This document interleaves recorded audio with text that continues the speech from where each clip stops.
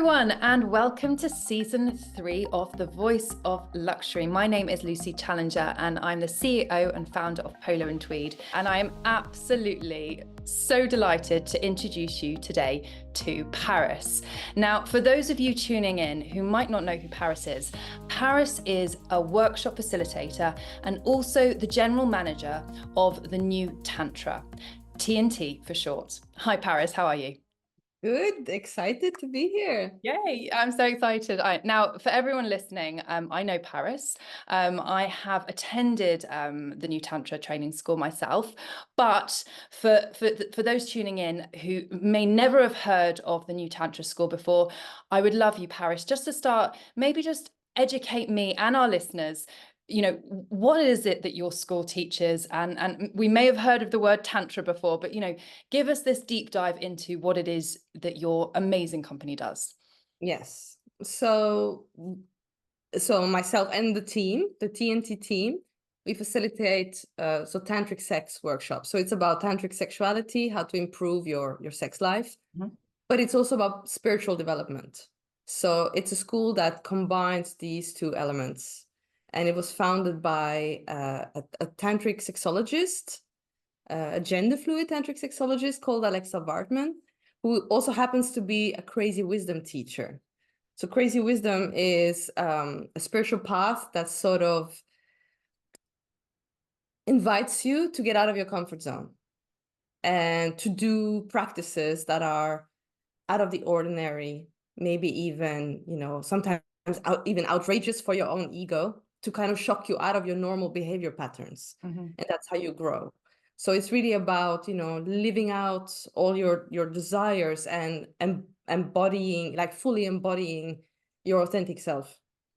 And yeah, so we have different types of workshops, but it starts with the sexual part, because that's an area that a lot of people, are sort of stuck in.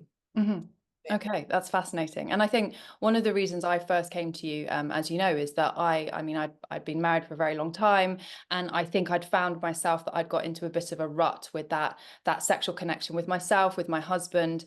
And although I had, read books and done research and spoken to friends and family, I was very intrigued by this thought that, of course, if you learn to drive, you get taught by an instructor how to drive. Someone will physically show you how to do it. And I was fascinated by the idea that a school could teach me something, could educate me in some way about myself, my body, and those connections. What sort of people typically come on the training courses?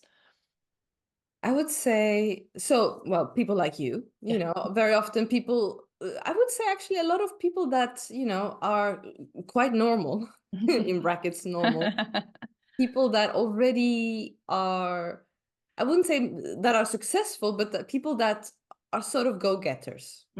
They have already mastered certain areas of their lives.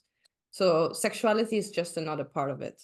And very often people that, actually in your situation, that's ideal, having a long-term partner that you love and then going to the next level. We get a lot of people that have been in a relationship for a long time. And we also get a lot of single people from all walks of lives. So I would say maybe the majority of our audience are between maybe 35 to 50. That's sort of the bracket, but we've had, as young as 18 and as old as 80. So it really, full spectrum. Amazing. And I was really struck by that when I did the training, was this variety of people that arrived. There was people from all different backgrounds. Obviously I was in a couple, but there were single people, and there were people with partners back at home, and there was this sort of mixing pot of all these different backgrounds and ideas and flavors, so to speak. And I thought that was really fascinating, that it attracted so many people. I mean, obviously sex is part of, most people's journey in adulthood. What is it, do you think, that sets your school, what makes you different? You spoke about the crazy wisdom earlier, but what does that mean? What does that entail? It means that we are all inclusive. So crazy wisdom, it's actually it's a Buddhist lineage. So now we're not a religious school, but we just borrow from different traditions. Alexa Vartman studied many different, basically spiritual paths, and then she kind of blended it all together in this modern version. Mm. But crazy wisdom is sort of what they call the rock and roll Buddhism. So I think that's what makes TNT the flavor unique, is that we include everything. We include the eye gazing and the, you know, the loving connection, but we will also include things like, you know, living out your fantasies. Mm-hmm. You know, whether that is with, you know, same sex or with multiple people, you know, so nothing is off limits in that way. It's all inclusive. Yeah. So I always like to say, you know, it's a bit like it's a particular kind of flavor that is not suited for everyone, and we're very aware of that. It's like pineapple on pizza. You know? Some people really hate pineapple on pizza, but some people really love it, and you know, for those who love it, it's really suited for them. Yeah, So no, it is you could say, if Tantra is a spectrum, and the light spectrum is the breathing and the wearing white clothes, then we are more on the other side of the spectrum. You know, we will, you know, dress up in, you know, fetish lingerie if that's appropriate in the moment. sure. Yeah. That's really interesting, because I think before I came to you guys, I had this concept of what Tantra was. And I had probably quite a stereotypical idea of people dressed in white, breathing, maybe doing some kind of movement, but very singularly on their own, not sort of connected with others, and quite found sort of rooted in a religious practice. And for me personally, as a spiritual person, but not someone who follows religion, that didn't feel like it was the right approach. But like you say, that the founder has pulled on so many different backgrounds to bring this mixture together. Yeah. Yeah, I think that's I remember saying Alexa Vartman saying once, you know, the problem often with a lot of people are drawn to spirituality or to develop themselves to become better people. But very often, like, spiritual people are not cool. But then the cool people are not spiritual. You know, so it's kind of it's a nice blend of the two, I feel. You Yeah. know? Yeah, no, amazing. And so how did you discover this? How did this become part of your professional life? Well, so I was lucky. I started with TNT when I was 24, so I was quite young. And I was always a seeking person, just curious, but I was very sexually repressed and also very depressed as a young adult. And then a very sad event happened when I was 21. That probably is the thing that really sparked me to want to change, was my mom unexpectedly committed suicide. So, and that just kind of, you know, it just broke my soul. So I got very obsessed with becoming happy again.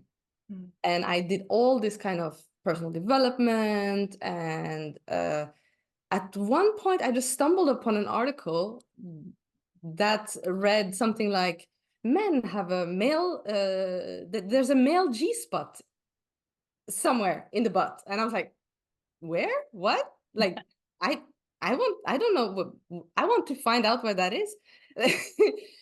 So I realized that, oh, you can also apply personal development to sexuality, because my sex life at the time was very, very boring.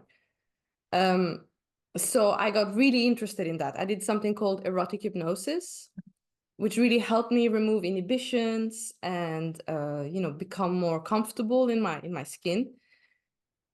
And then I was working in a health food store, just, you know, kind of, you know, a bit depressed and, you know, just doing all this personal development, but not really going anywhere. And there was a girl there who, because I was quite open about it, she said, hey, why don't you come with me to this Tantra intro talk with Alexa Vartman? And I was like, who's that? Oh, this is really famous Tantra teacher. I was like, okay. So I went there, and it was weird. It was really, really strange. Alexa was there talking about, you know, not ejaculating and not, you know, switching feminine, masculine. It was very weird, but it all sort of, I could, you know, I really had this feeling like, this is very interesting. And this person feels like really good to me. So I signed up for level 1, the sexual deconditioning workshop. And I remember on the last day of level 1, we were all just jumping and ecstatic, and so I felt so happy. And I remember I froze. I kind of like I went like, whoa, wait, I'm feeling happy again. And that was the thing I was looking for, you know, when my mom died. Yeah. So that really made me think, okay, there's something to this tantric practice. So I just really became a TNT junkie for a while. I did all the workshops in a year. So Alexa Wartman was like, okay, you want to assist? And I assisted on as many workshops as I could. And then I started organizing. And eventually Alexa Wartman decided to go on a sabbatical. And then she trained myself and the other current team members of TNT. And then we took over the first 5 levels of TNT. And was kind of like, hey, I'm Paris, you're good at organizing. You just be the general manager and take care of business while I'm gone. You know? So that's kind of how it happened. And that was so we took over the workshops in 2017. Okay. Mm. Wow. So yeah, Here we are. bit of And a what would you say is obviously you through that your own journey to discover this, and then now in the position of someone who's inspiring and teaching others, you know, what is it that inspires you to keep running these workshops, and what is it that you most love about seeing what happens in these spaces with the people that come through it? yeah, well, as you know, it's not boring. It's really not boring.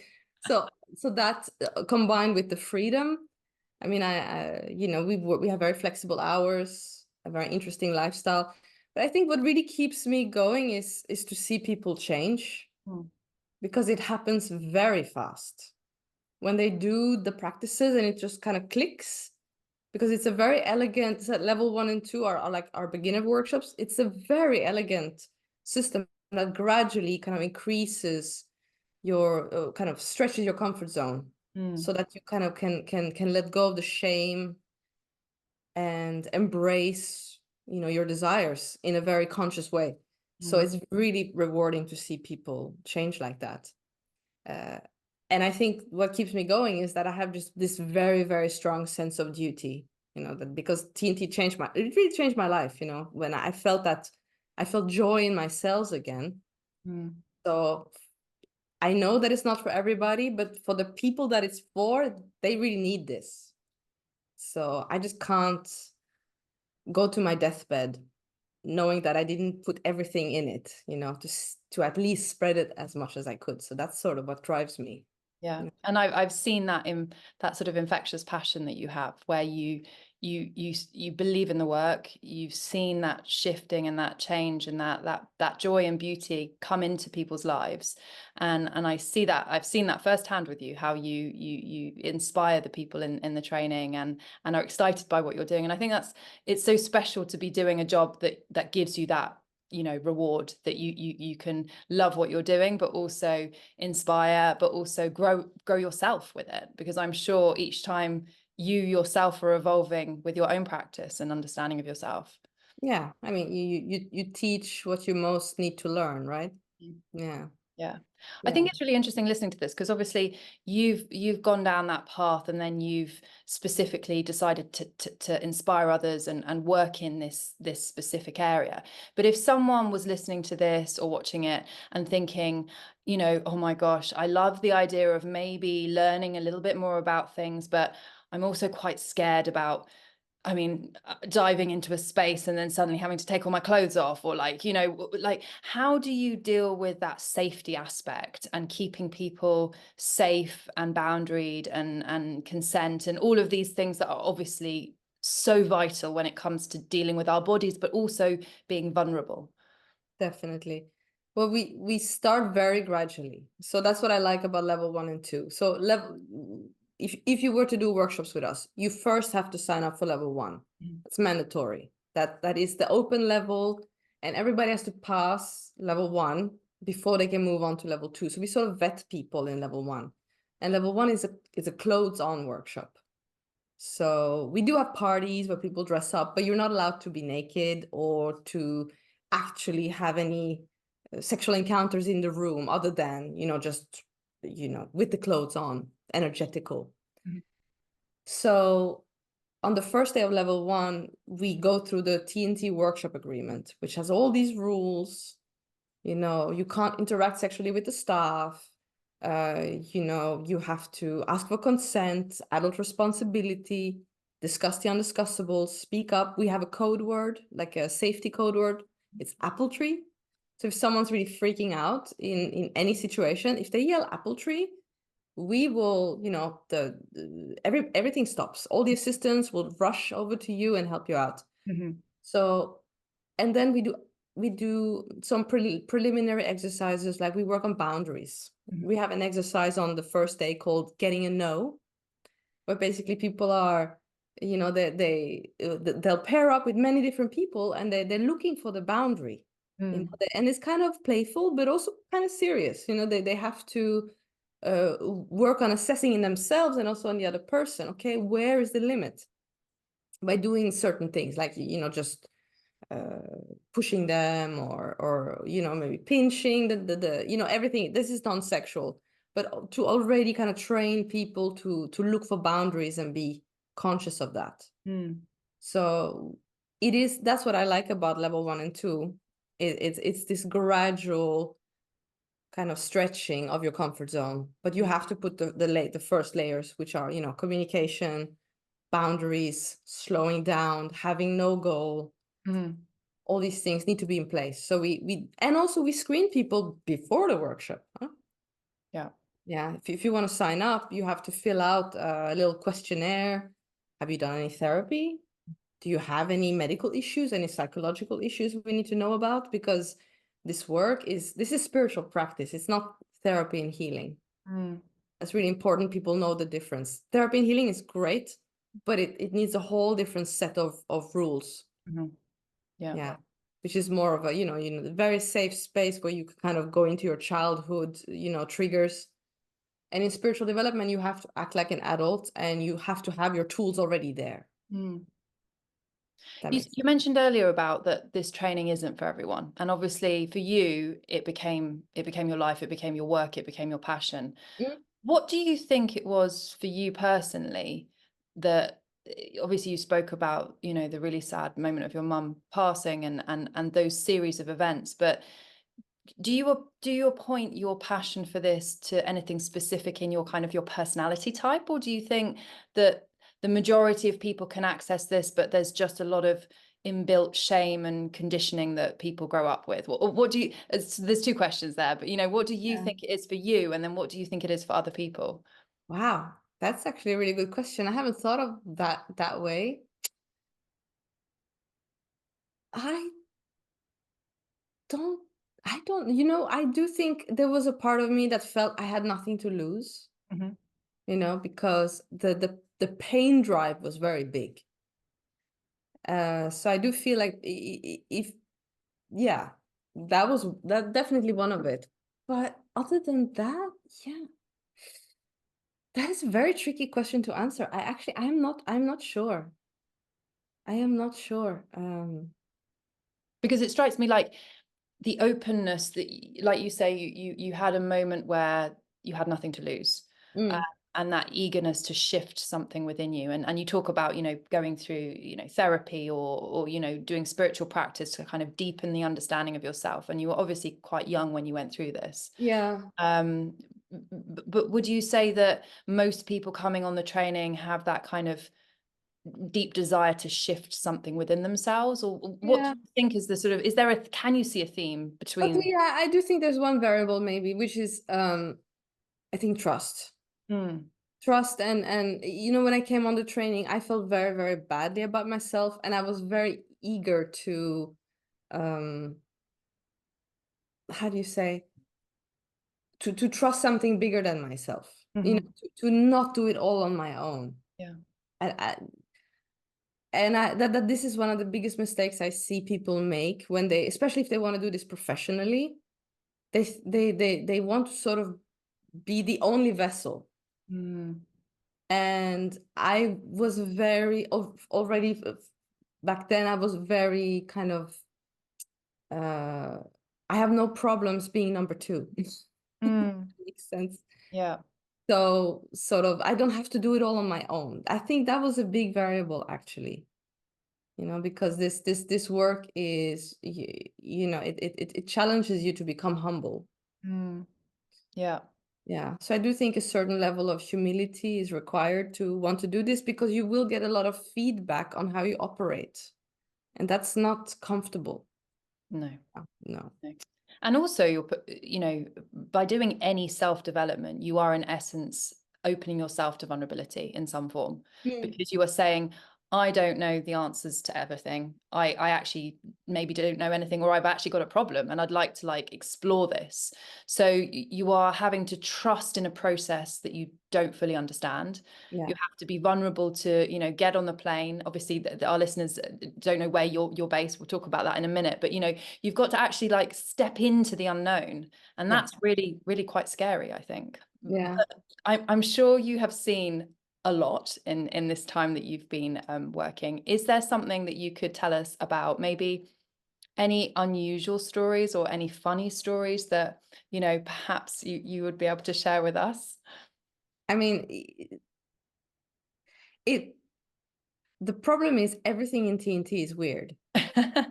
No, everything is unusual. There's nothing regular about it.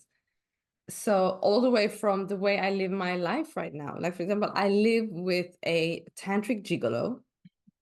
So a man who, he gets paid to service women. I live with him and his girlfriend and another girl, and we all have this kind of family together. That's very unusual. I think most people would find that unusual. Just last week we organized a big Nuru massage party. So Nuru gel is this very slippery gel based. It comes from it's based from algae. Okay, yeah.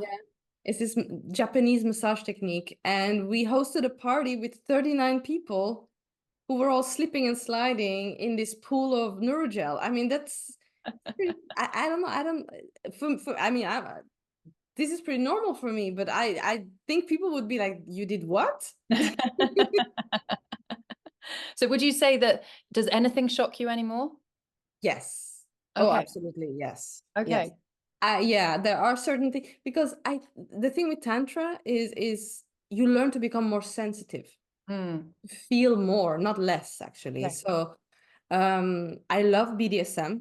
I like we have a tantric domination workshop in TNT where we blend BDSM and Tantra together. But I am not very drawn to anything that is about extreme degradation or extreme pain. Cutting people, or treating them like filth. That's just not my thing. I'm sorry. I cannot. So that still shocks me, because I feel it so viscerally. I'm like, oh my God, like this I can't even imagine going through that. So the very extreme kind of, I'm not saying there's anything wrong with it, but that's just not my thing. There's something that you're drawn to, and something yeah. And we mentioned the word tantra again, obviously, because the new Tantra is a tantric training school. And before my husband and I came on the course, you recommended that we did something called the 21-day challenge. So can you share with us, obviously I know what it is because we did it, but what that is and why it's important? Yes. Or why it helps.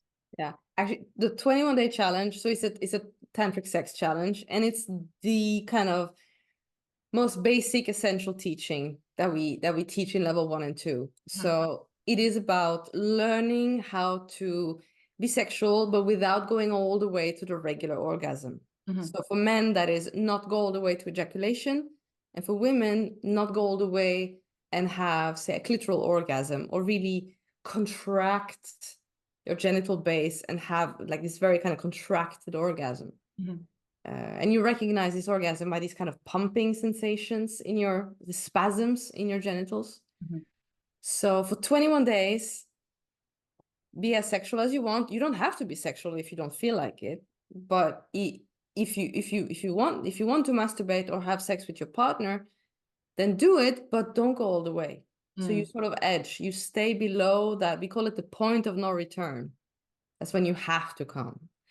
So, and if you do that for 3 weeks, you might feel this incredible change in your body. You feel a lot more sensitive. Obviously, a lot more aroused, like a lot more excited, a lot more energy. Very often people report. And that is the kind of the most basic essential teaching, because if you can master that, then you can really have incredible sex with someone, because there's no more goal. It slows down. You can go on for much, much longer. And a lot of people, especially the feminine part of us, really needs time to warm up and enjoy. Mm. So if people want to learn, they don't even need to come to a course with us. We have actually a website called 21daychallenge.com, and you can sign up for free. And then we have this mini training, 21 days, you get a little cartoon, and then you just keep going and try doing this practice. Yeah.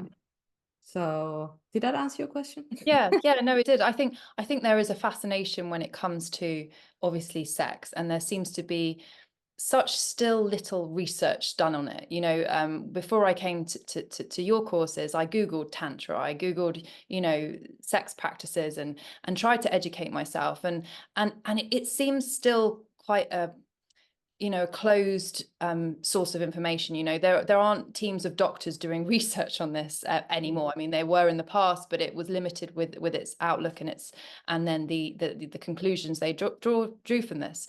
And I find it fascinating that as human beings, we live with our bodies, we live with our genitals, but yet we don't explore new different routes of doing it. And I think for me, it became quite transactional as I got older. You know, there was this kind of I do this to you, you do this to me, we go back and forth, and you have this kind of routine when it comes to sexual practice. And I think one of the big things that your 21 day did, at least at the start before I came and did all the training with you, is it just started to do some reset and started to say, okay, let's go back to basics and let's start looking at sensation and feeling, rather than this goal of ejaculation or coming, you know, spasm on the clit and all of this kind of stuff. And I thought it was a fascinating way to sort of bring people into their bodies and out of their heads, which is what you guys are doing so beautifully. Yeah, and what you say about research, yeah, there's not enough research. Very often there, of course, when it comes to non-coming practice, the problem is there is no control group. There's very, very few people who do this, so it's hard to research. Sure. But there is one lady in the US, her name is Nicole Prause. Mm-hmm. She's a sex researcher, and she has a TED Talk, actually, where she talks about what is the most pleasurable moment in sex. And what she says is, from all the research, the moment that people say is the most pleasurable in sex is that moment just before the orgasm. That's the thing. So, and that's sort of what we're doing in TNT or in Tantra in general. It's a bit of a biohack. It's like you basically you stay in that little time gap before, you don't go all the way, so you stay in that zone. Yeah. That's very powerful. So that's one research I know about. But yes, you're right, that there should be a lot more. There should be much more. So Paris, obviously, you know, sex, teaching, exploring, that's part of your DNA, for want of a better word. But when you're not working, I mean, are you having sex all day long? I mean, like, what are you doing for fun outside of? I mean, I and was it going to could be say, that you're just not having sex all anymore, day long. not anymore. So this is a thing that people don't maybe don't know so much about, but it's like when you have lived out a lot of your desires, and this is the whole point of what we do in level 1 and 2, is to live out your sexual interest, your obsessions, live them out consciously. Don't come, you know, just enjoy all that sensual energy in your body. And what happens is something relaxes in you. And I've done this now at this time for 12 years. So I've had a lot of really good sex. So I'm not that interested anymore as I was in the beginning. You know, it just relaxes. Of course, that also comes with age. Yeah. But there is something about, you know, you do it until you get almost a little bit bored with it. And of course, if I'm in a situation with someone I really like, of course, it comes back right away, but I don't think about it at all, to be honest. Alexa Vartman has a concept called mental celibacy. It's like when you've lived out all your sexual desires, and you in your body, you know, you've really lived it out consciously, and you've embodied it, so it loses its grip on you in your mind. And that's the whole point, is to be able to contain all that intensity, to live it, and then let it relax, and then you have space for other things, like living your life purpose, putting that energy into your children, into your relationships, into your workouts, you know, like, so so what I do now, so yes, in the beginning of TNT, I had a lot of sex. Oh, I was also in my 20s, Sure. yeah? So, you know, I really explored, I had a lot of fun. And these days I'm just gonna say it's more boring. Like, my interests are now, I really want to, I study psychology. I think that's really interesting. I'm really into stand-up comedy. I work out. I hang out with my friends. We cook, you know, it's kind of, it's basic, but it's, you know, it's the little joys, the little pleasures. Yeah, it's interesting what you were saying about that kind of obsession, because when you confront it and you experience it and you live it, the obsession softens, because we often read about how so many people now have addictions to porn, or, you know, and is it in your mind that it's because they're not able to experience and explore it, so then it becomes almost obsessional with their kind of need to consume it? Yeah, I think, well, to be honest, I think it's quite natural that we all are very obsessed with sex. Most people are. Sure. There's a very tiny percentage of people that are asexual. They do exist, but it's Small. small. So yeah, porn just caters to a certain interest. But the problem is, yeah, like you say, it's not embodied, so it stays in the head a lot of the time. And that's where you see people kind of get kind of saturated, and they need like more and more stimulation. It's very different when you actually live it in your body. When you know, if you do the things that if you're watching a specific kind of porn all the time, if you would actually do it for real, it might not become so obsessive anymore. Sure. Yeah, because you felt it, you lived it. Yeah. Yeah, absolutely. And you mentioned obviously that you were originally from Norway. And where does the new Tantra operate out of? Which, are you in multiple countries? Do you travel a lot for your work? Whereabouts are you doing your training? Yeah, so right now TNT was founded and is also currently based in the Netherlands. Okay. You know, the Netherlands is cool. It's It is. cool. You know, they have relaxed laws about sexuality. So that's where Alexa Warburton founded it, and that's also where it's still today. We are international. So I think when Alexa Warburton was doing workshops, she was in like 10, 12 countries. You know, all the way from Ibiza to Norway to Mexico, and Denmark. Obviously, we've also been in the UK. Right now, we're mainly based in the Netherlands. We are expanding. You know, I think Switzerland is coming. We would love to be in Germany. Would love to be in France. So it is an international school, but we're mainly based in Holland because it's, yeah, liberal. And obviously we live in a day and age now where we, you know, in the UK, we've had the cost of living crisis. We've had markets and economies shift dramatically since, you know, the COVID, and then in the UK we had Brexit and all of these things, and more we see people, I think, struggling a little bit with life at the moment. You know, there is an economic pressure on a lot of people, and inevitably the things that shift are people kind of investing in themselves because they're just trying to kind of survive.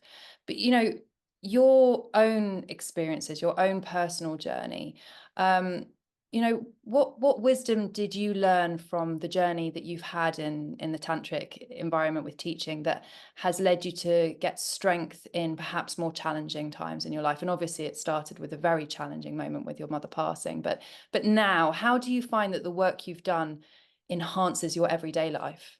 Yeah, that's a good question, because to be honest, it has influenced everything.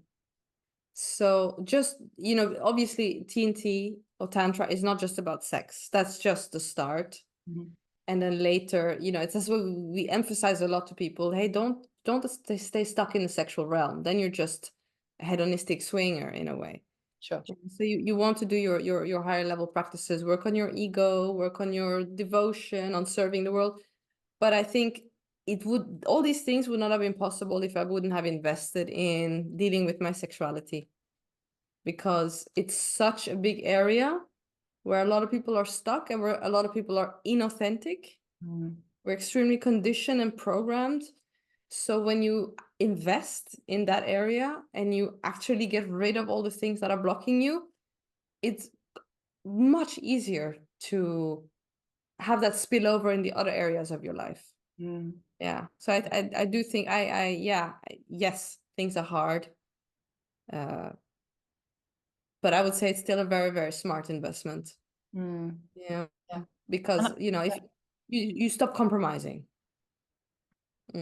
Yeah, I would echo that. I absolutely agree. I think, I mean, obviously you've had a wealth of more journey than I have, my brief interactions with your school, but I think having done the work that I've done with you so far, the balance of life becomes a little bit easier, perhaps for me, because I'm more in my feminine and not always in my active mind, and things start to shift. But I think with anything, when you feel like you are perhaps a bit more at peace with certain aspects of your life, then when struggles happen which are out of our control, like global crises and crashes of markets and things like that, you can kind of handle them a little bit better in one sense. Yeah, no, you nailed it there.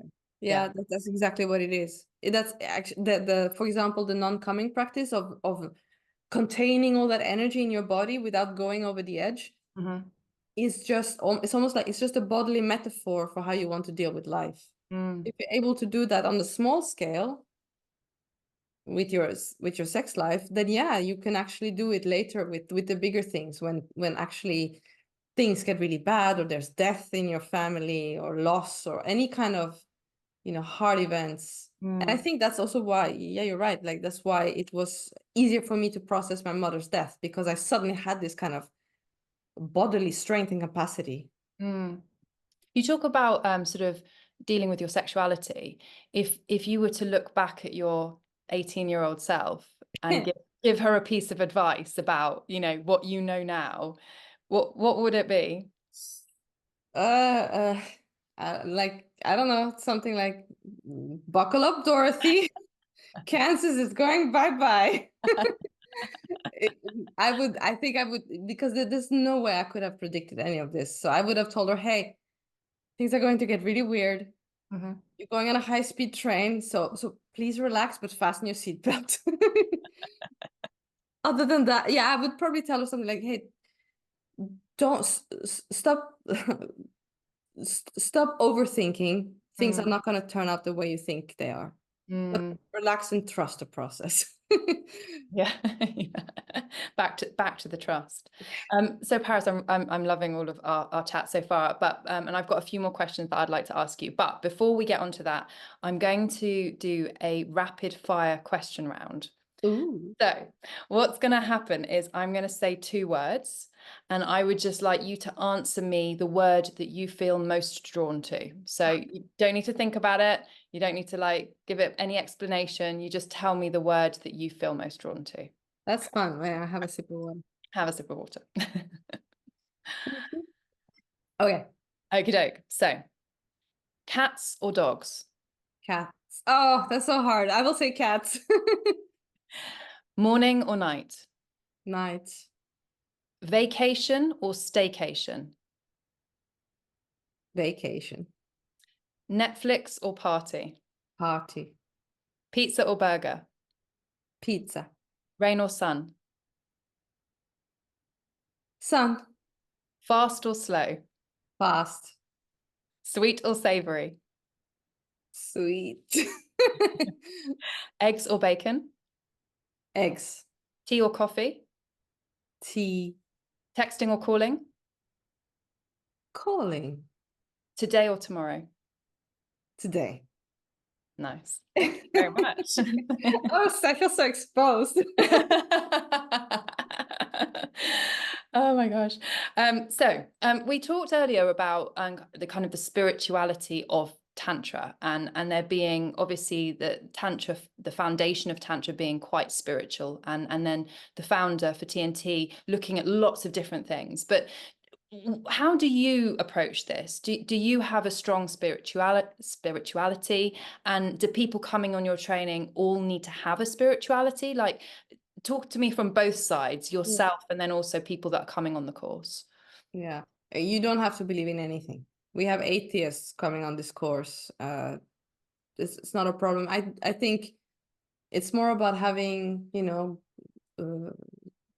being true to your values. That's more important, your personal values.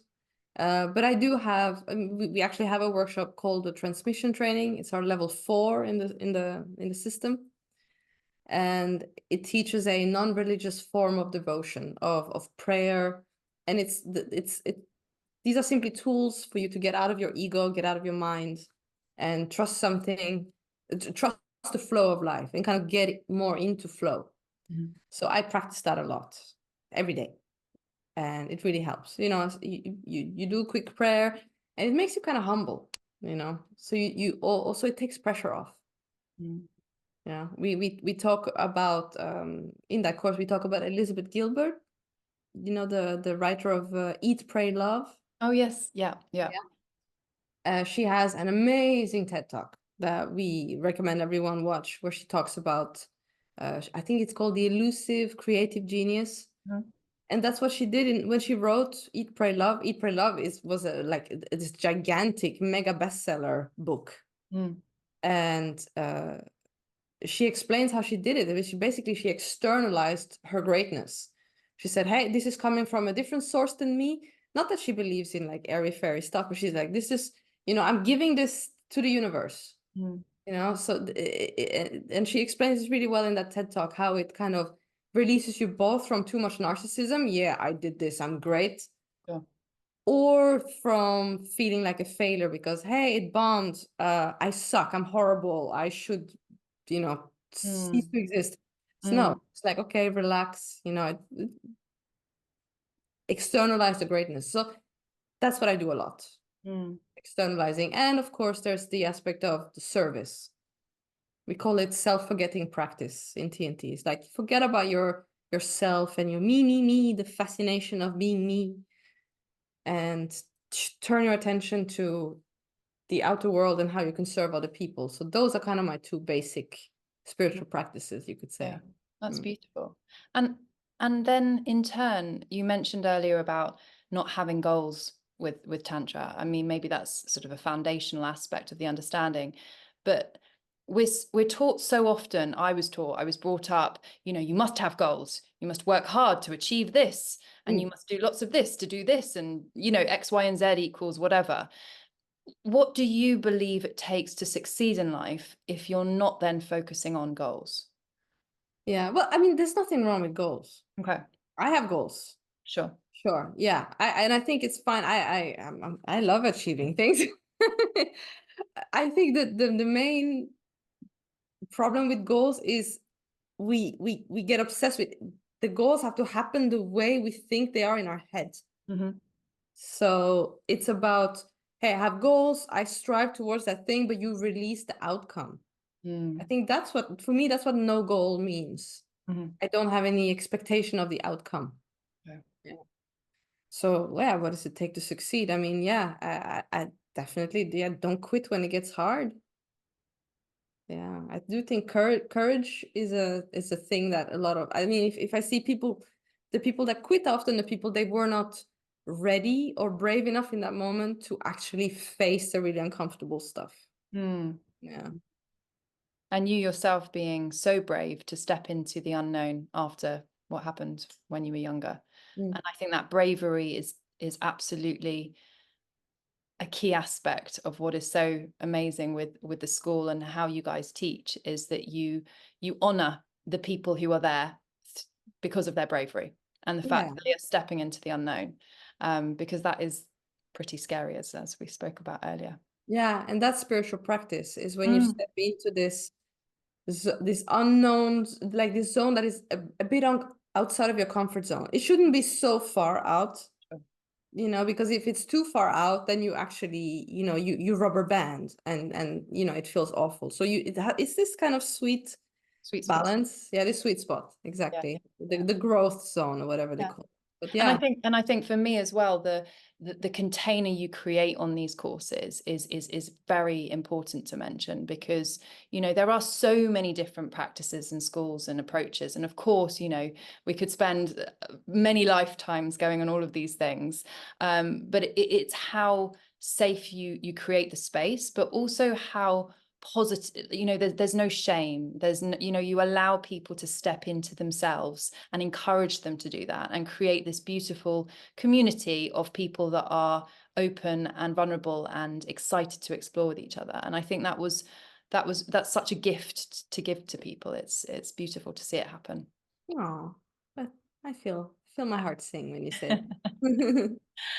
So, I mean, Paris, this has been amazing, and I could literally talk to you all day about the training. I mean, obviously, as an advocate, I've been on your courses, and some of them, and they were life-changing for me, my husband, and you know, anyone listening to this, I think, who has perhaps any of this has resonated with, please do go and find TNT. Now, I'll give you the ways to find TNT. Obviously, they have a website, which is thenewtantra.com. You can also find them on Instagram, which is the New Tantra, and also on YouTube. And of course, we talked earlier about the 21-day challenge. But if you're listening and you've got questions, you've got any thoughts, you know, go to their website, reach out to Paris and her team, because they'll answer your questions, and, you know, maybe go along to one of the intro talks, or just access them for any questions you have. Because no matter what stage you are in your life of development with your own body and mind, this is something that, if you're brave enough and willing to step into the unknown, it can be truly transformationary. Well said, Lucy. Thank you. It was lovely to speak with you. Yeah, it's been an absolute pleasure, and I really appreciate your time, Paris. And yeah, I'll see you again very soon.